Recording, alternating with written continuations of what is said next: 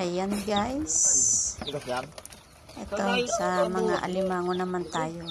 Ngayon itong mga alimango na to, isa size din. Yung ba nakaraan vlog ko, sinabi ko po yung hipon, paano magkaroon ng malaking benta, kailangan isa sizing, di ba po? May sa alimango meron din po, so sort out nila yan kung alin po yung pwede nang ibenta at hindi pa, at yung sinasabi nilang mataba.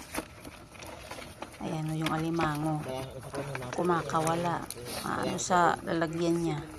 Yan po si kuya, yan po yung bihasang magtali ng alimango. O yan o, kita nyo, expert siya dyan. Yan din si kuya ang magsasize, siya ang titingin, kakapa dun sa mga alimango kung alin ba yung mga pwede nang ibenta. Siya din ang lahat yan. Grabe, ang bilis niya magtali, ang bilis niya manghuli. Iba talaga kung yan ay trabaho muna, no po. Ayan, tapos na niya. Ganun lang. Parang ang dali tignan, pero napakahirap yan. Ayan. Dami yung nahuli. Yan, ongoing po ang sort out niyan. Ayan. Ang ganda niyan, yung hawak ni kuya, ang taba niyan. Ayan guys, ito yung tinatawag nilang nursery. Yung mga alimango na hindi pa pwede, malambot pa. Kaya kanina nag-sort out sila. Kasi may mga malalambot na alimango, kaya dyan nila nilalagay. Diyan nila pinalalaki hanggang sa pwede na siyang ibenta ulit.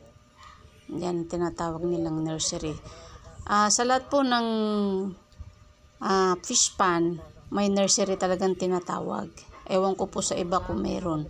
Pero dito meron po silang nursery. Yan, pinakakawalan nila yung mga malalambot na nakuha nila.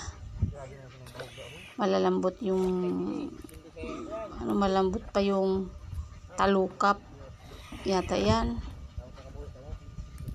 Ayan o, si kuya o, kaya na tinalian niya. Ngayon naman kinakalas niya yung tali, parang easy lang yun. Kung tayo lang, di natin kaya yan, di ko kaya yan, baka ko'y maipit ng isipit. Ayan, marami po yan na pinakakawalan nila. Hindi naman po yan lugi. Kasi mabibenta rin nila yan. Mapapalaki din nila. Ayan. Maganda po ang negosyong fish pond. Kaya try na po yung mga gustong mag fish pond. Ini-encourage ko po kayo. Pambenta na, pang ulam pa, pambigay pa. Diba? Ayan, hinahagis lang ni kuya eh. Yan guys, salamat sa inyong panunood. Hanggang sa susunod nating vlog. Bye!